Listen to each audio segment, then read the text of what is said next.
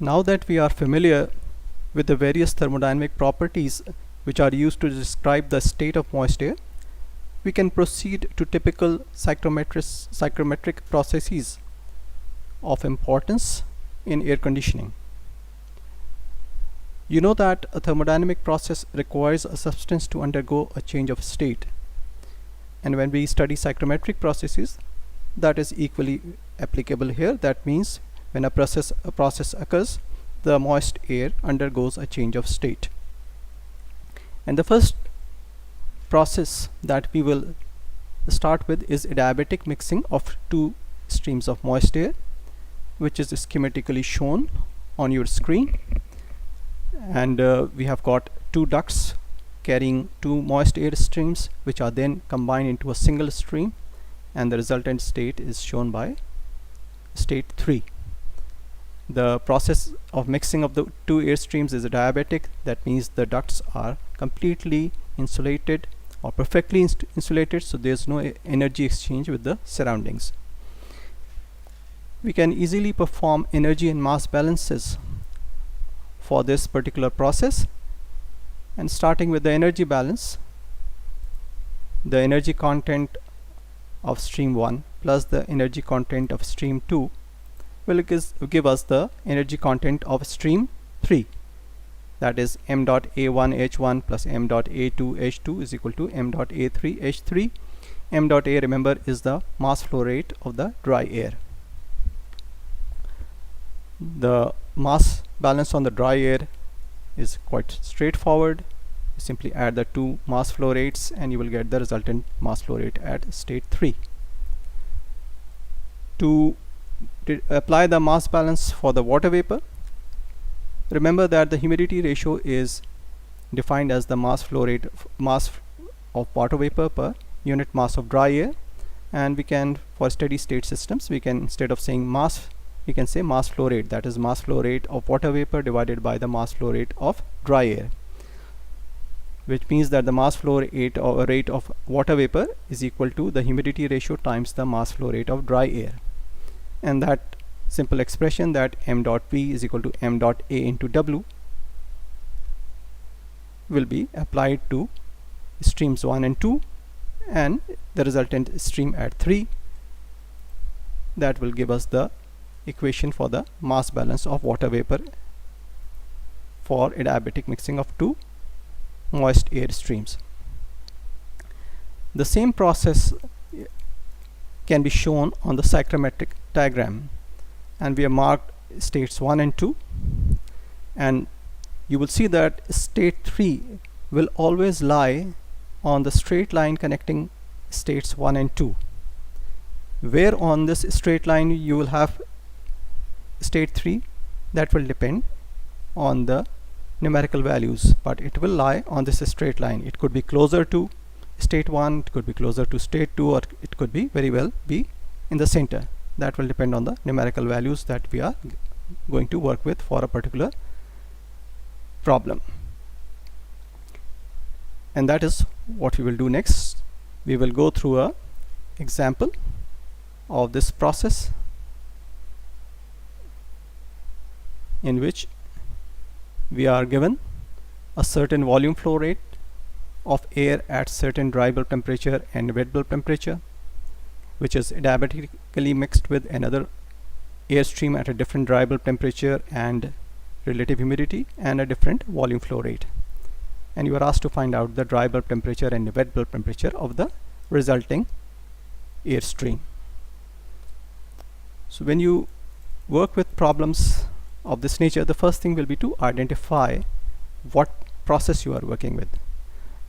In this particular case, because we have only studied one process and we are doing a problem related to this, it's quite obvious. But when we have studied several processes and you get a problem, the first thing you should be able to do is to identify the process. Once you have identified that process, sketch it on a psychometric diagram. I'm saying sketch it. Do not directly go to the psychometric chart, but first sketch it. Make sure you label it properly, which state you are representing as a state 1, which is being represented as state 2. It's up to you, but it should be clearly identified on your sketch. Once you have done that, then you can go on to the psychometric chart and find out the actual values. You will see, because we require the mass flow rate of dry air and you are given the volume flow rate, we will need the specific volumes at states 1 and 2 also, and we will also require enthalpies. And to do that, I will just go to the psychometric chart. You can see that I've already marked out 2 points over here. One over here, which you can see has a dry bulb temperature of 4 degrees C and a wet bulb temperature of 2 degrees C. The wet bulb temperature, constant wet bulb temperature lines are these dotted lines over here, and I will again just to make it clear show you that it is actually 2 degrees C. This is 5. This one over here is going to be 4. This is 3, and this line over here corresponds to a wet bulb temperature of 2 degrees C, and this line over this is 4 degrees C, this is 2 degrees C, so that gives you the state of the moist air stream, that is 4 degrees C wet bulb temperature and 2 degrees C 4 degrees C dry bulb temperature and 2 degrees C wet bulb temperature. The other air stream has a dry bulb temperature of 25 degrees C and it is having a relative humidity of 50%. So this is 25 over here. We go straight up where this line intersects the 50% relative humidity lines, that is state 2.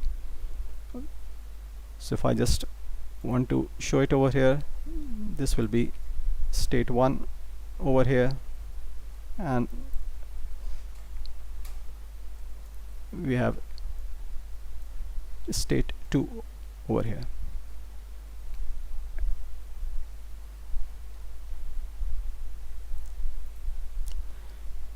And state 3 will lie on a straight line connecting states 1 and 2.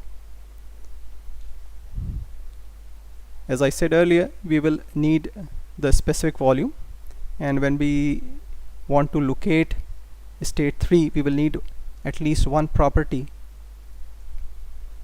using which state 3 will have to be found out. And we can use the energy, we will have to use the energy balance, which will require the enthalpies. So if I just look at state 1, I can find out what is the specific enthalpy and the specific volume at state 1.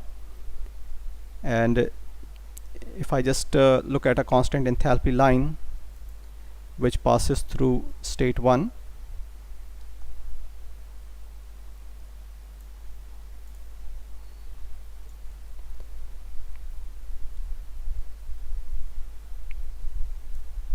you can see this has a value. This is 20, this will be 18, this is 16, 14, this will be 13 kilojoules per kilogram dry air. So that is the specific enthalpy over here, which is 13 kilojoules per kilogram dry air, and the specific volume will also have to be worked out. This is 0.80, and this over here will be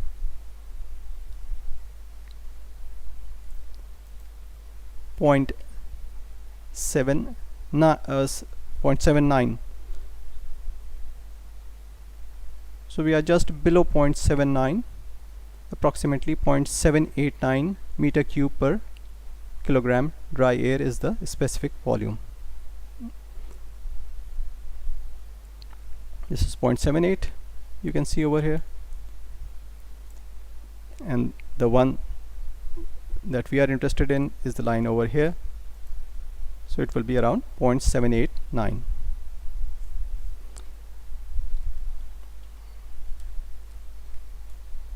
Similarly, at state 2, we will find out the specific enthalpy.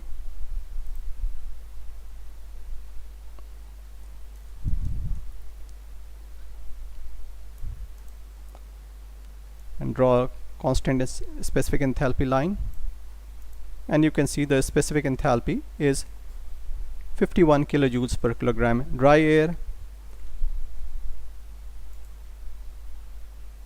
The specific volume, this will be a constant specific volume line which has a value of 0.86, and this is we actually are, so this is 0.85, this line over here, which I'll again show to you. The one that I'm drawing right now has a specific volume of 0.85, and this one over here is 0.86. So we are around the 0.858 meter cube per kilogram dry air mark. So that will be the specific volume at state 2.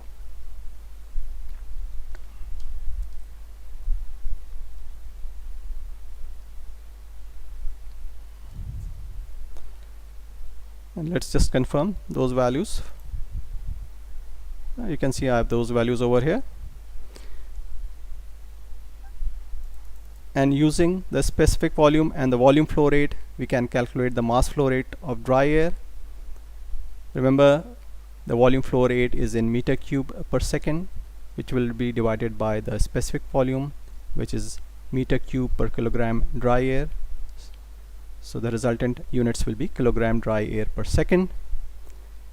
So the mass flow rates for stream 1 and stream 2 are obtained. The next thing is to perform a mass balance to give you the mass flow rate in stream 3. Then using the energy balance, we can find out the enthalpy at state 3, which is around 41.2 kilojoule per kilogram dry air. As I told you, we will need at least one property of state 3 using which we can locate state 3 on the straight line joining states 1 and 2, and that property is the specific enthalpy that we have just calculated. So I will use this value on the psychometric chart to locate state 3. So I have to first find out a specific enthalpy value of around 41.2 kilojoule per kilogram. This is 40, this is 41, so 41.2 is just around over here. And all I have to do is to draw a straight line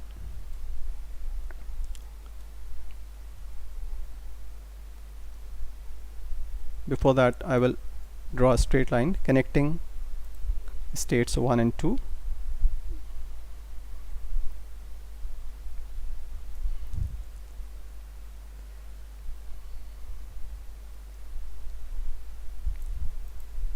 And on this straight line, I will then locate state 3 using the specific enthalpy.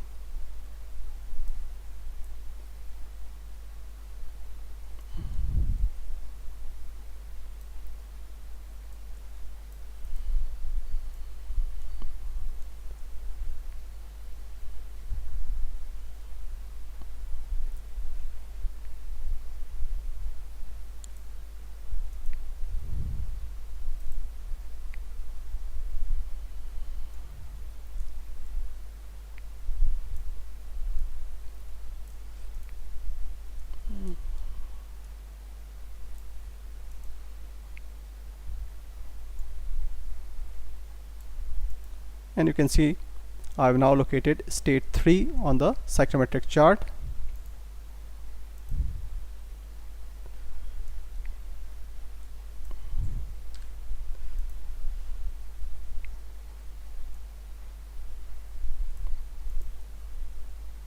And we were asked to find out the dry bulb and wet bulb temperatures at this state point.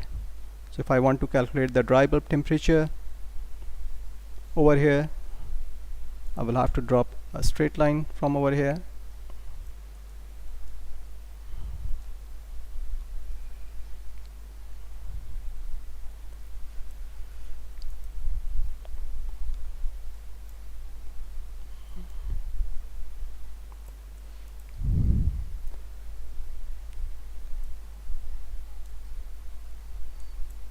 So it's approximately 19.5 or 19.6 degree C. And to find out the wet bulb temperature, we have to draw a constant wet bulb temperature line which passes through this state point.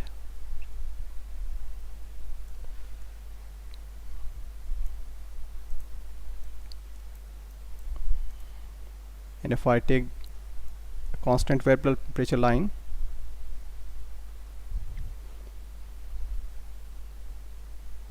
which is passing through this state point, it is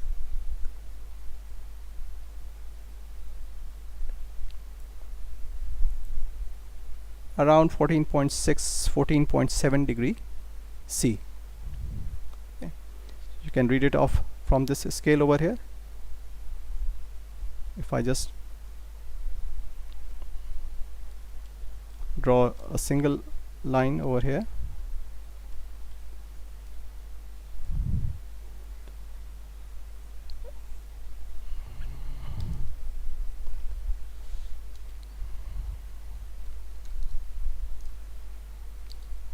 so the 41.9 line will be passing through over here. This will be the state point.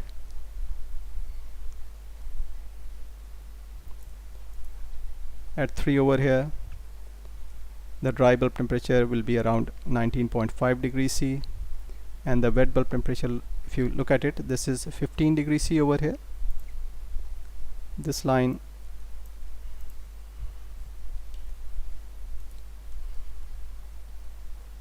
I will draw 15 degrees C wet bulb temperature line first.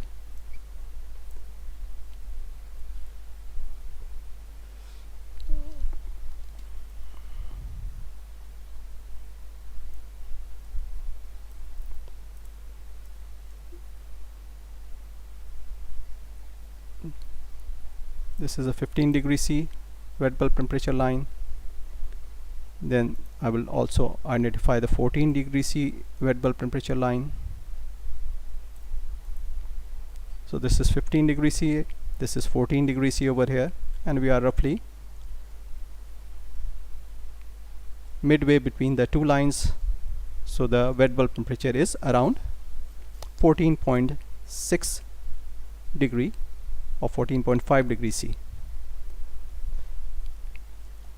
And I will go back to the problem that we were solving, and you can see the values that I have written down over here. Of course, as I told you earlier, these values are obtained by using the actual psychometric chart and using scales to read off the values.